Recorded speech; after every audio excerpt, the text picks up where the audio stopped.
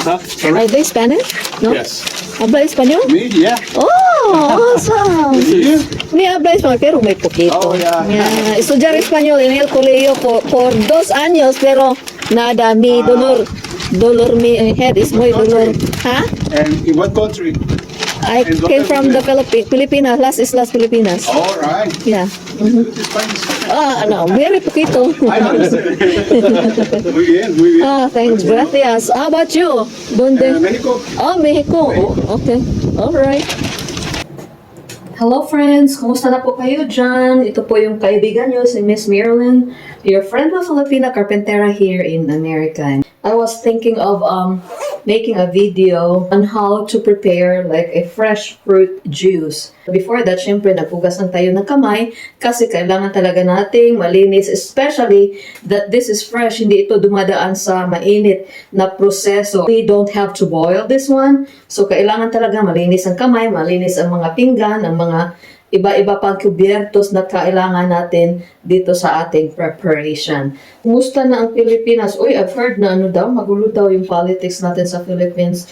Hindi na ako masyadong updated kasi pag nakikinig ako sa mga balita-balita dyan, nasasad ako guys. Kasi syempre, lupang sinilangan natin ng Pilipinas. Tapos, nagkagulo-gulo na. It only shows one thing, It only shows one thing na malapit na talaga bumalik si Lord kasi kahit saan ka pumupunta, ang gulo-gulo na ng mga mundo natin, di ba? Mga mundo talaga, isa lang ang mundo. But, ang gulo-gulo na kung saan na tayong lupalop nakatira dito sa ating mundo. Kahit saan tayo pumunta, may mga kaguluhan talaga. Mag-tune in ka sa mga news ngayon, Pilipinas, hindi na ako masyadong nanonood. Tapos, punta tayo sa ibang bansa, di ba, ang giyera sa Israel. Ay, kailan pa kaya yan matatapos? Ayoko na talagang makikinig ng mga news. Alright, eto na po yung mga ingredients natin. First and foremost is of course the wash. I already washed this. So, kailangan talaga, as what I mentioned earlier, kailangan talaga maghugas. So, first ingredient is ang itong orange natin. Hey guys, may chikas ako sa inyo. Narinig nyo ba yung news na Filipina nang nakagawa ng krimen sa Germany? Nakakahiya talaga. Bakit naman ganun? Tayo pa namang mga Filipino overseas workers ay hinahangaan tayo because of our dedication sa ating magaling na performance sa ating mga trabaho. Tapos itong Filipina na ito guys, kawawa yung mga victims niya. Kasi itong Filipina daw na ito, na nurse, mabait daw siya, sabi ng mga coworkers niya. Kaso lang, yung mga pasyente niya ay pina-administeran niya ng pangpatulog na injection. Ini-injectan niya yung mga pasyente niya na mga matatanda para makatulog. Kasi ninanakawan niya guys yung mga pasyente niya. Nakakahiya talaga, diba? Sabi ko sa inyo sa previous videos ko na nakakahiya. We're known for that. Ang daming magnanakaw sa Pilipinas. Ay, very sad, So, itong Filipina na ito, taga-Cebu daw siya nakulong siya ngayon kasi, syempre, pinapatulog niya yung mga pasyente niya para manakawan niya ng mga sing-sing, mga, what do you call this one? Mga alahas ba? Tapos, yung isang pasyente niya guys, namatay. May cancer pa naman yung pasyente niya. Parang nag-cardiac arrest, I'm not sure, pero namatay. So, inimbestigahan siya kasi sino bang may shift na nurse na naka-duty around that time siya. Tapos yung pasyente hindi namatay sa kanyang sakit, namatay siya dahil ininjikan siya ng pampatulog kasi ninakaw ng nurse yung kanyang sing-sing. I don't know if it was sing-sing or relo or basta jewelry. So yun, inimbestigahan siya guys, nung inimbestigahan siya. Itong pasyente na namatay, pala guys, hindi first time na biktima niya. Ikatatlong biktima na napala niya ito. So, yung mga ibang biktima, hindi namatay pero nakatulog sila. I don't know if they had allergic reaction but report nila na yes, nakatulog kami tapos pagising namin may nawawala na kaming mga kagamitan or jewelries. So, sino yung nurse na naka-assign doon? Mga doctor, mga nurse. Constant, guys, is only one constant person that was always mentioned. Itong Filipina na nurse. Guys, seriously, nakakahiya. Sometimes, nakakahiya na umamin tayong Filipino tayo because of ang mga kababayan natin. Hindi ba maiwasan magnakaw, guys? You're a nurse. Di, dapat malaki na yung sweldo mo. It should be sufficient enough. Sabi nila may problema daw siya sa family, da. Sino ba namang walang problema? I don't like to judge, but I don't like to condone neither, the actions of that nurse. Kahit anong laki ng ating pangangailangan, guys, it doesn't give us the right and the license to do something harming, something harmful. In other words, to our fellow human being. Naku, tapos halamak talagang magnanakaw dyan sa atin, Huwag naman tayo maghagis ng lagim sa ibang lugar. Tapos narinig ko dun sa dun sa hearing ba yun, na Senate hearing ba yun, na isa sa mga, public official natin dyan, nangungutong. Tama ba yun? Correct me if I'm wrong, pero ko lang na, noon daw, ginawa si Vice President Sara Duterte, na head sa education, or I don't know which department she was appointed as the head. Tapos nang humingi na siya ng budget, tinawagan daw siya ni Romualdez ba yun yung last name? Tapos hiningan siya ng 2 million, 2 billion or 2 million, I don't know how much. Pero ito daw lang ha, kasi hindi ako masyadong acquainted dun sa story na yan. But humingi daw siya ng parte niya. Itong congressman na ito, bakit siya hihingi ng kanyang parte? May budget naman siya doon sa lalawigan nila. Diba? If nakikialam siya doon sa ibang departments, it only means one thing. Ginakawan mo din yung department mo, harap-harapan mong hininga ng budget or ng pie of other politicians' budget. O di harap-harapan talaga yung pangungutong mo. Ganun na ba talaga tayo, guys? Wala na bang pag-asinso itong moralidad natin being Filipinos?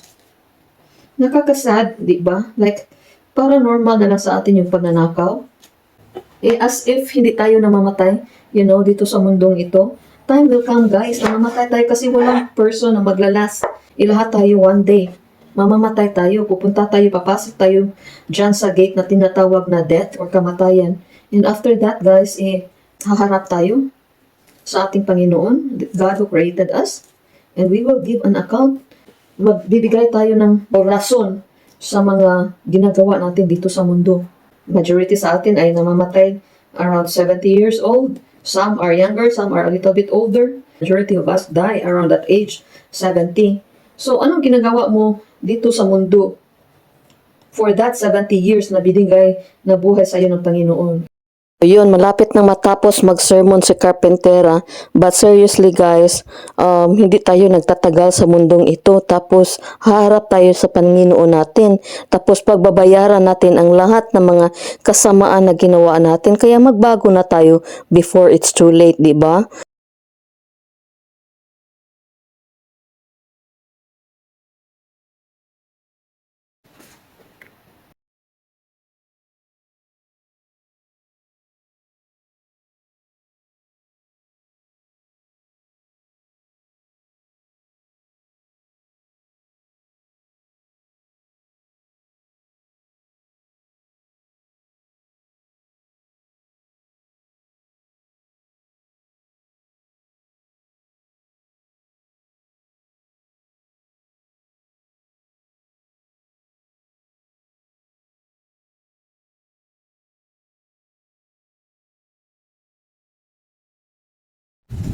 Heto na.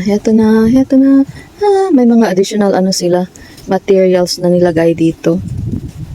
So, tingnan natin kung anong ginagawa nila. Lamig.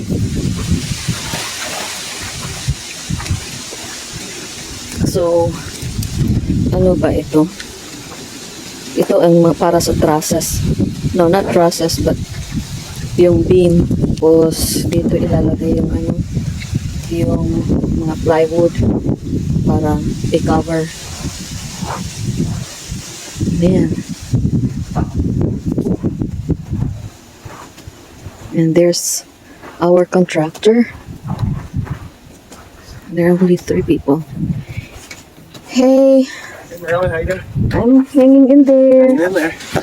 So, you got 2 doors there in the same room? Yes, because this is going outside, right? Yeah, But they're then- both going outside. This one is the storage, right? We're going to make this a storage. So this is going to, I'm gonna enclose this one. This is all going to be enclosed. Yeah. What if you just did? What if you just did the door here and you had another door there? That can work too. Because, I mean, we could put 2 doors there, but it's just so weird. So I if guess. we put a door here, I think I like it this way better. Okay. So you want? Yeah. So what kind of space do we got in here then? Look, there's one door. The smallest door, I haven't bought a door yet for the second one. You know, a bathroom door kind of. We'll make them both 36 inches, Oh, and then if you want to make it smaller, it's easier to make it smaller than it is to ever right, make it bigger. correct, So yeah. if we just prepare for the big one. Yeah, but I already bought a door for that main thingy, right? You got that one door. Yes, I gave you the measurements. I sent you the measurements. You've got this door, or you got this door. So what's this door? You just want a small door? Yes, small door. I already Okay. got this, and all the windows. So this is gonna go. You're gonna enclose that. That's why you got 2 doors there. Yeah, Do you want to maybe put it over here? it doesn't matter. Yeah, it doesn't matter. Well, I'm just As long thinking as like. there's 2 doors. Yeah, I'm just thinking like when you go like, it's just really busy right here. Right, So like, right. if you go to trim it out, it might look busy. But if you break it up, it might make more sense. Yeah, yeah, it doesn't matter as long as there's 2 doors there. Okay. Yeah, Maybe we'll just add another door beside this wall somewhere. but where the bathroom is. It would be here. Yeah. Yeah, because it's too close, right? Very close, so maybe over here, Okay. starting here, or whatever. Yeah. Very nice. Oh.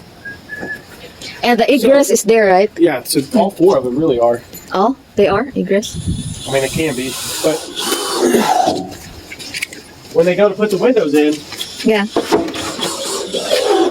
they're going to have to cut all of this out because the window's going to go all the way down to the concrete, which is fine. You can cut all. They can remove all of this, and same over there. Okay. So cut those. It's just going to be different because if you can imagine, we put that board on top. You're not going to have any trim up there. Let me go try to trim it. As long as there's no air that will come in, I really. It'll be sealed off. Huh? It'll be sealed off. So those joists up there, right? They're going to sit on top of that wall right there, Okay. right? Okay. Now, that's going to be the ceiling in the basement. In the basement, yes. So then if you put How half-inch drywall, is that 9 foot or? and if you put, you know, when the floorboard goes up here, the top of your window is going to be right there. Right. So there's not going to be any room right there for trim. So we'll cut this one. It doesn't matter. Going to be, when I said it's going to be kind of unconventional Yeah. in a way, that's what I mean. Yeah, that's fine. Because As long as no cold air will come in. no cold air would come in. I mean, it would be fine. We'll just have to cut these out. Okay. All right. And I want the smallest area here for the utility. Where do you think it would? The stairs go.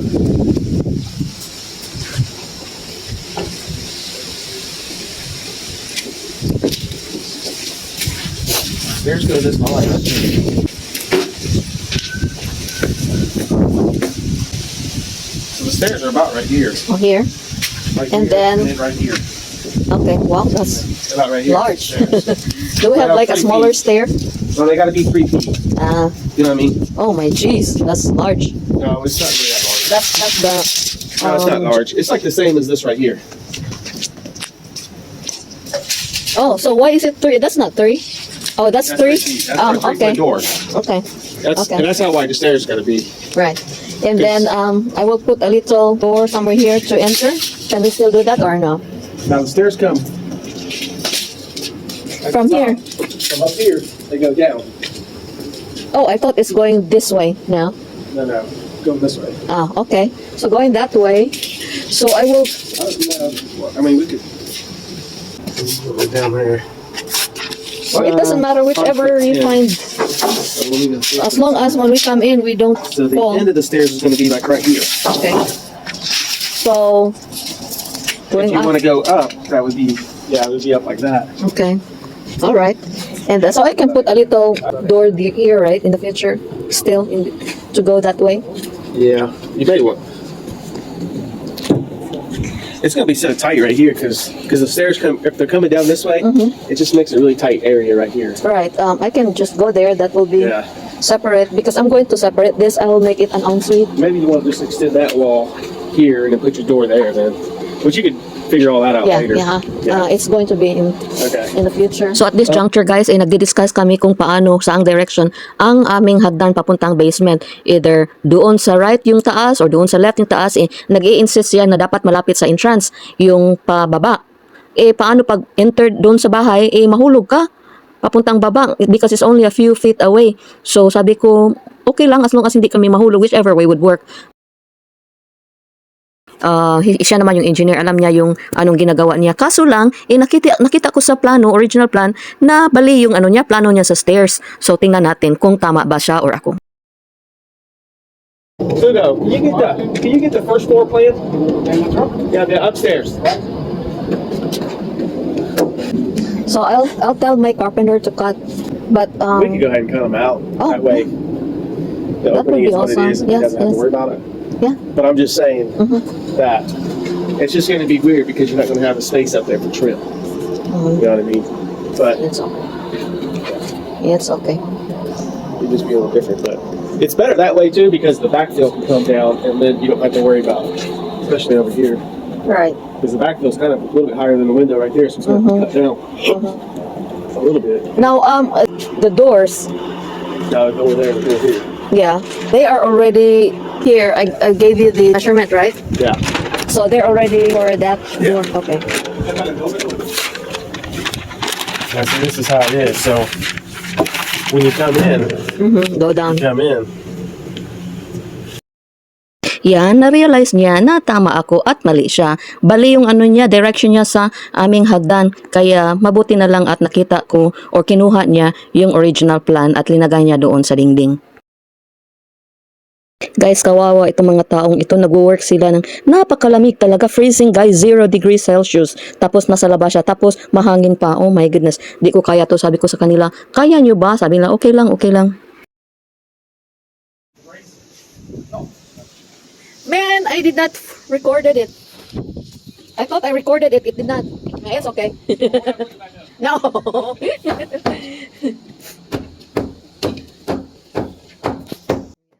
So yan, nung inangat na nila yung framing, akala ko na-record ko, hindi pala. Tapos sabi ng engineer ko, ibalik natin, ibaba natin, tapos videohan mo pataas ulit. Pag pinataas na namin, sabi ko, no, wag na, wag na. So, yan. Kawawa naman sila pag hindi naman ako ganun ka desperado na magawa ng video para lang for the sake of having a content. But yan po sila guys. Akala ko marami sila. This time, 3 lang sila. What is that for? Keep the air coming underneath the wood. Yep. So to seal it between the concrete Yeah, and yeah. the wood, yeah. This is awesome. Magnifico, mi amigo. Gracias, amiga. Ito, from Mexico? Mexico also? Yeah, it's my brother. Oh, you are. My brother, yeah. Oh, hermoso. No, not hermoso. What's brother in Spanish? Hermano. Hermano. Hermano. Hermano. Hermoso is beautiful. Oh. I thought beautiful is muy guapo, Bonito, guapo. guapito, Yes. yes. It's good. Yeah. Bonito is beautiful. Oh, bonito also. It's beautiful. It's beautiful. Bonito, bonita. Oh, it's beautiful. Yeah. Oh, it's bonito. Bonito, Tu yes. casa, your house is beautiful. Yeah. Mi casa is muy bonito, bonita, pero no dólares anymore. Wow. No. Muy pobre. Esta tú es muy pobre now.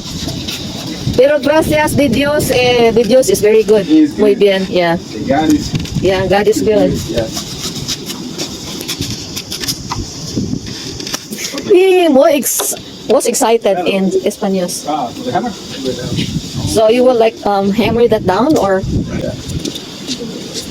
You meant to open the top. Yeah. Going to the top? Yeah.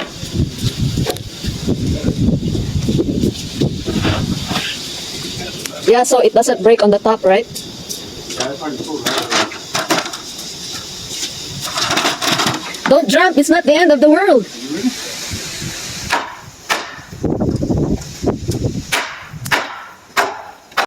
So yan guys, may nakita ako na gap between the floor and the studs. So sabi ko, i-fix nyo yan, kaya yan, minamartilyo niya.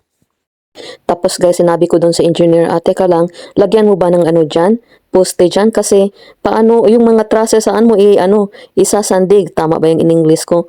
Saan mo yung mga poste dyan? Sabi niya, doon sa sa likod, doon sa semento. Sabi ko, okay, how about here? Itong na ito, yung mga studs, mga kahoy na ito, this is very flimsy, madali yung masira.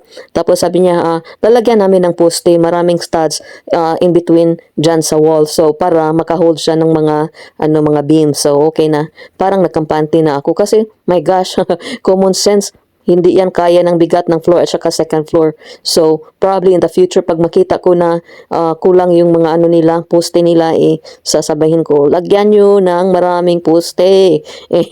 Kaya lang, sino ba naman ako mag-a-ask magda-direct ng engineer? Engineer siya, ako hindi. Pero mabuti, maigi na rin yung nakikita mo yung project na nagpa-progress para walang cutting corners, 'di ba? Kasi yung iba minsan mura-mura lang yung nila ilalagay na doon. Before you know it, sabi ko sa kanya, may trust ako sa iyo, nananalig ako sa mga decisions mo, pero I hope siguraduhin mo lang na hindi babagsak yung bahay ko after 2 years. Sabi naman niya, hindi naman.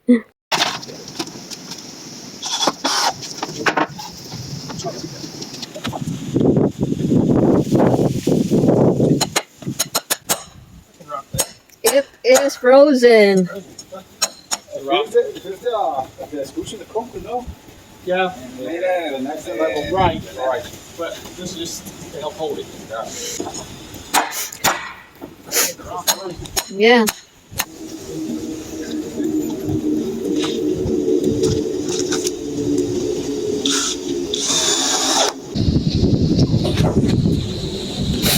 So, are we going to put some kind of a post in here to support this thingy? What do you mean? Like we will put a beam, right? No. Beams. No, We the will wall's not. what holds everything up. This wall? Yeah. It might collapse. Oh no. I mean, there'll be a beam up there, and a Okay. beam there, and a beam Yeah. there. Yes. I thought we were just like, No, but the doorways and the windows get beams. okay. Right. Woo! It's like, But all these, that's what the walls do. yeah. Okay. Yan yung sinabi ko na nangingialam ako. Kasi ganun talaga pag may-ari ka ng construction, dapat alam mo kung anong ginagawa nila. So sabi ko sa kanya, ganyan lang, lalagyan mo ng di ba, ng mga poste. Sabi niya, oo, lagyan ng poste sa kada peltahan, Yeah, I don't know. I mean, I don't even know if we got enough dirt to get everything back to them. Yeah. But we can probably just make it a little bit lower. Here? No? And then just a few steps down. Oh, that way it's flat. You mean? Mm-hmm. Yeah, we can. Yeah. We can We do. need to flatten this one.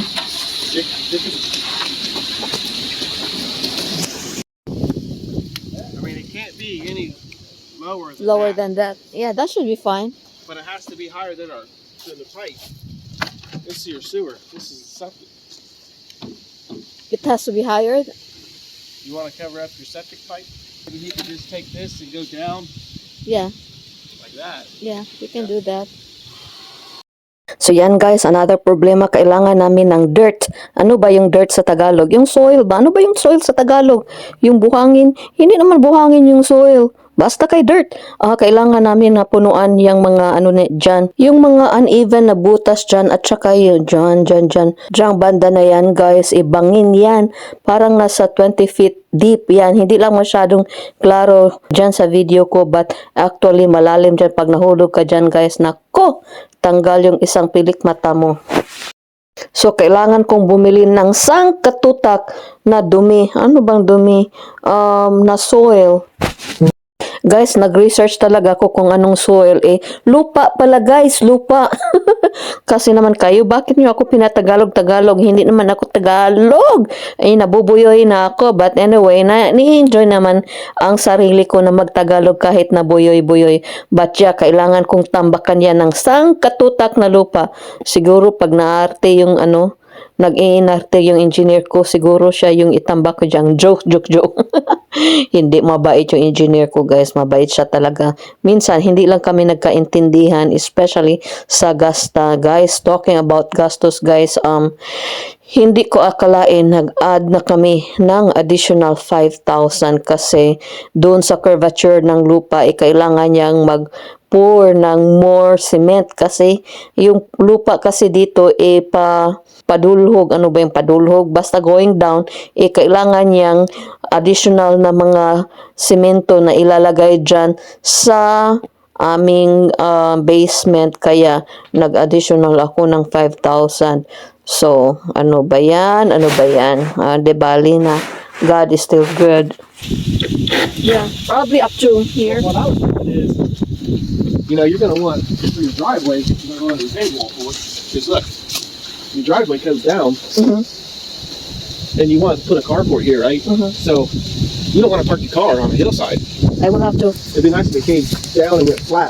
Yeah, it has to be flat. So you're going to need a retaining wall like here somewhere. So maybe your retaining wall even just comes like, here, and goes around that way or something. Yeah.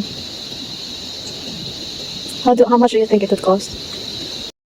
So yan guys, dahil mabangin yang lupang sinilangan namin ay kailangan talaga na punuan ng lupa. Kaya lang guys, kailangan namin ng retaining wall o simentuhin namin yang sa bakilid dyan para hindi mahulog ang lahat ng lupa dyan sa bakilid. Tapos tinanong ko siya magkano. Alam niyo, sinabi niya, sangkatutak na $15,000. 15,000 guys, mga 800, almost 800,000 pesos yan. Yan, simento lang para hindi mahulog yung mga lupa dyan sa bakilid. Ay nako, sabi niya, wag mo na lang simentuhin, taniman mo na lang ng maraming mga kahoy, tapos lagyan mo ng maraming lupa para hindi siya mag-erode. So yun, buti na lang at nag-advise siya na kung saan ako makamura. And then fill this up, and then level this right level, and then Yeah, I mean, we'll do what we can do with what we have. You know what I mean? yeah, with that one, we will just pour it here. Yeah. Is it okay if you will make just like a straight line and then put it here, so in the future we don't have to worry about excavating? Well, yeah. Well, what I'm saying, like, even too, like, if we could leave that like that, that would be good. If I can leave this like that, you would prefer that, right? Yeah. Because then you don't even need to build a retaining wall. You might just add a little bit more dirt to make a slope. Then you don't need a retaining wall, you just have a slope. You know what I'm But saying? then how about erosion though? No, when you get grass and stuff on it. Are you sure? Yeah. Erosion's only when you don't have any grass or any kind of Or probably I'll plant foliage or trees anything. there. If you plant trees there, put grass, do Plus, landscaping. Yeah, when you do all that kind of stuff, it'll get rid of erosion. Or, I mean, you can even put rocks on it. You know what I mean? For erosion. But you can plant rocks for erosion. You can put rocks for erosion. You can plant trees, shrubs, grass. So do you think all it's those cheaper types of- compared to putting a retaining retaining wall. wall? I think it would be. I mean, a triaxle load of dirt's probably, I don't know, $300 to $500 for a triaxle load. You know, if you got a bunch of And those. how many trucks do you think I we don't would? know. I mean, I would say $5,000 would get you a lot of dirt. And I don't then- know what it would get. I'm just speculating on that. You know what I mean? Yeah. But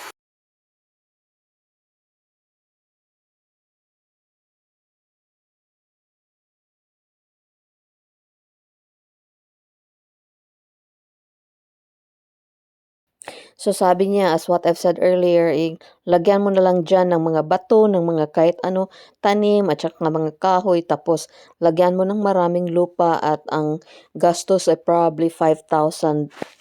So, what is $5,000? Tumataginting na 265,000 pesos, parang ganun. 265 pesos, di ba? Bahay na sa atin yan.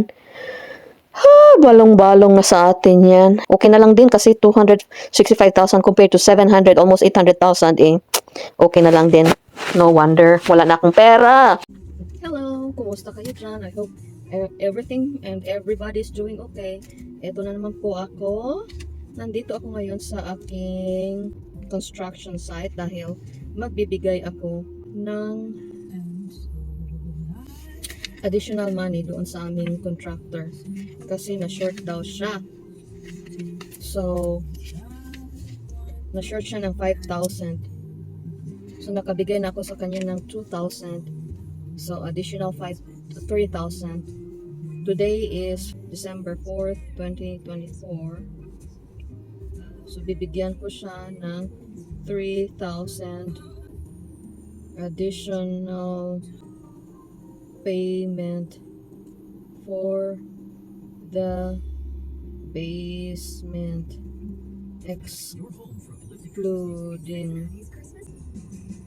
the original codes. So yun, tapos kailangan ng signature niya. Hi, we're bleeding money. So, ibibigay ko ito sa kanya. We'll see you in a bit.